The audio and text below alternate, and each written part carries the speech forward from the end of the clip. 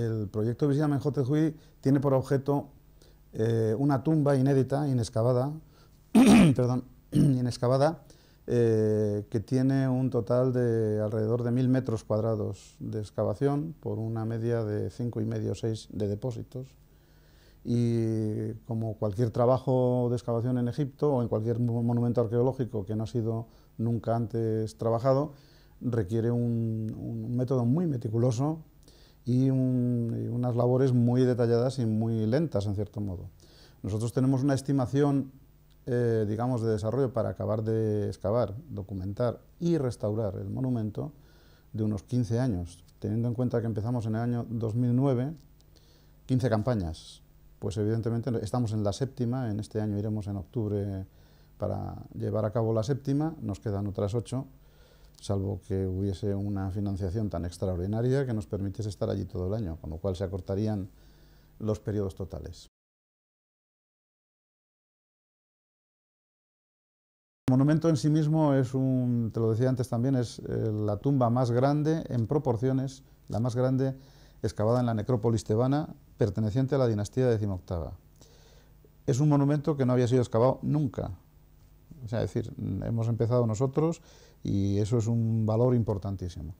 Y ya sabíamos de antemano un poco la distribución. Es una gran tumba que tiene un enorme patio de unos 380 metros cuadrados, una superestructura que continúa del patio, entras en una cosa que llamamos la capilla, que tiene otros 400 metros cuadrados, capilla que tenía 30 columnas en origen, pero de las que quedaban 2 solamente en pie, y que una vez excavada, que ha dado unos resultados óptimos, porque ahí es donde hemos encontrado las inscripciones de 4 de las columnas que hablan de la presencia al mismo tiempo de Amenhotep III y Amenhotep IV como reyes reinantes, con lo que esto de la corregencia larga que te hablaba antes, creemos que ha quedado suficientemente probado y por tanto hay que recortar la cronología 12 años hacia atrás y poner a los personajes en tiempo en sus relaciones entre unos y otros. Pues además nos ha dado mucha información, muchísima información acerca de, por ejemplo, cómo trabajaban los egipcios para excavar los monumentos, porque la tumba está inacabada. Por ejemplo, qué vicisitudes hubo desde el 1360 aproximadamente antes de Cristo, en el que se empieza a excavar este monumento, hasta el siglo IV antes de Cristo, en el cual este lugar ha sido reutilizado para muchas cosas. Por ejemplo, para ser un taller de momias, lugar donde fabricaban las momias. Nadie sabe dónde se fabricaban las momias. Bien, pues nosotros hemos descubierto un sitio donde hemos documentado un lugar de fabricación de momias.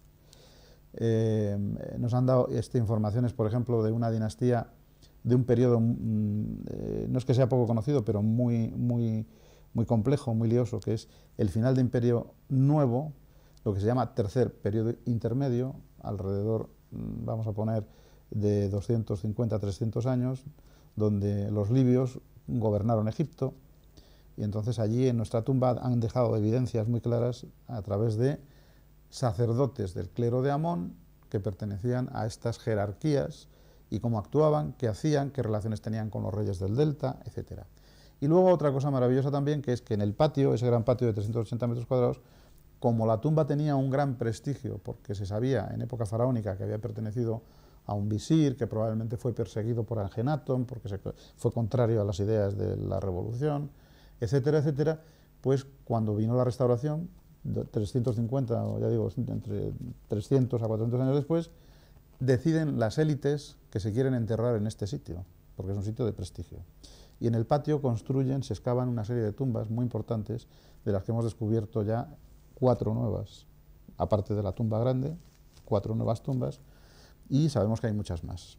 Por tanto, el monumento tiene unos valores enormes desde el punto de vista de documentación histórica de todos los periodos en el sitio donde estamos, de oferta de descubrimientos, como estamos viendo, porque en los últimos 2 años hemos descubierto cosas importantísimas y vamos a seguir encontrando cosas muy importantes, porque es inédito, porque nadie lo ha tocado.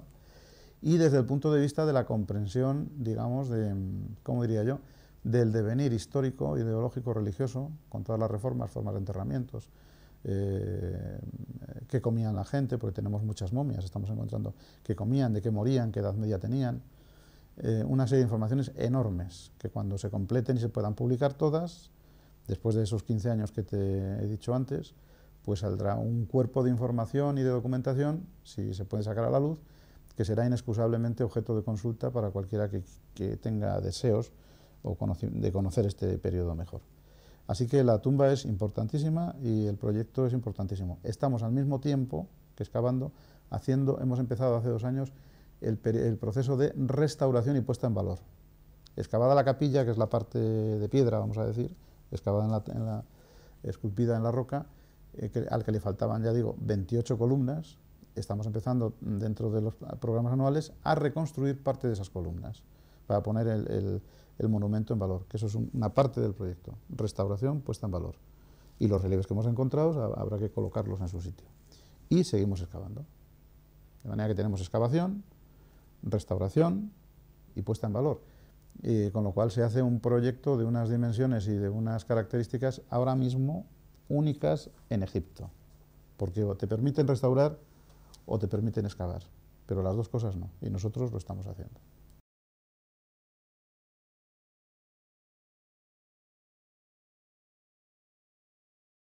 Mi trabajo en la egiptología, que tiene cierta perspectiva, son bastantes más años de los que... Bueno, son muchos.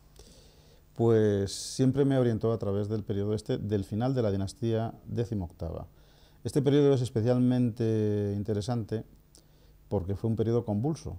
Fue un periodo del final de la dinastía, que cuando Egipto alcanza su máximo poder en el mundo e internamente, y súbitamente, no súbitamente, poco a poco surge lo que podríamos denominar el primer movimiento revolucionario, en este caso enmarcado en un contexto político-religioso.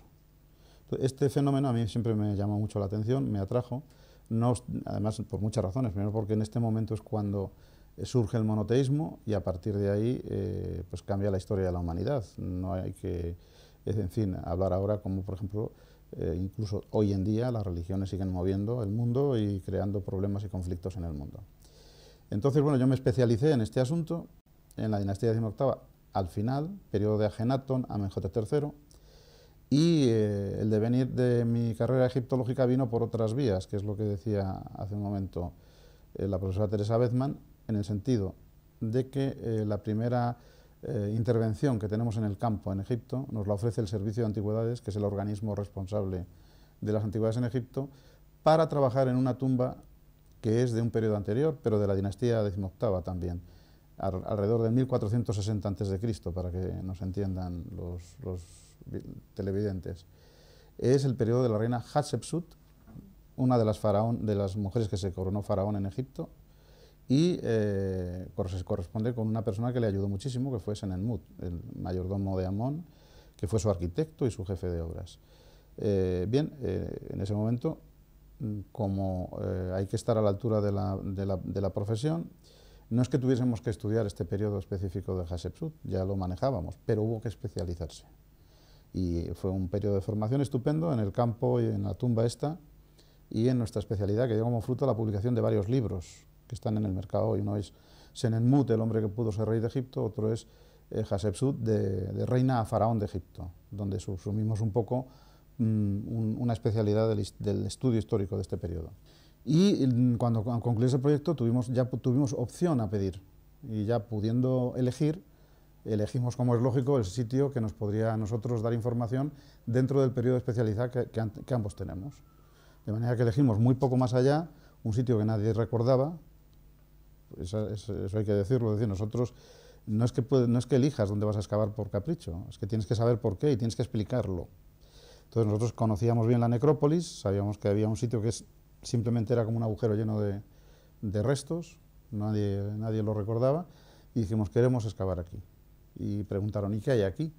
Pues aquí hay una tumba de un señor que fue visir. Visir era un gobernador, un alter ego del faraón, o en el sur o en el norte de Egipto, en este caso en el sur, del que se sabía muy poco, había prácticamente nada en los libros de historia y en las documentaciones egiptológicas manejables. Elegimos la tumba y comenzamos a trabajar. Y ahí tuvimos la fortuna porque sí que sabíamos qué es lo que podíamos encontrar, es decir, ya de antemano sabíamos qué podíamos encontrar, porque coincidía con una tumba del periodo de nuestra especialidad. O sea que de alguna manera este proyecto del Visir Amenhotep Hui desde el año 2009 hasta ahora es la culminación desde el punto de vista profesional de una trayectoria larga en la que ahora podemos dar de nosotros mismos todo el rendimiento o más de lo que pueda pensarse, porque no es una cosa que se ha trabajado al albur, sino una cosa que ha venido traída como consecuencia de aquello que nosotros controlamos como especialistas.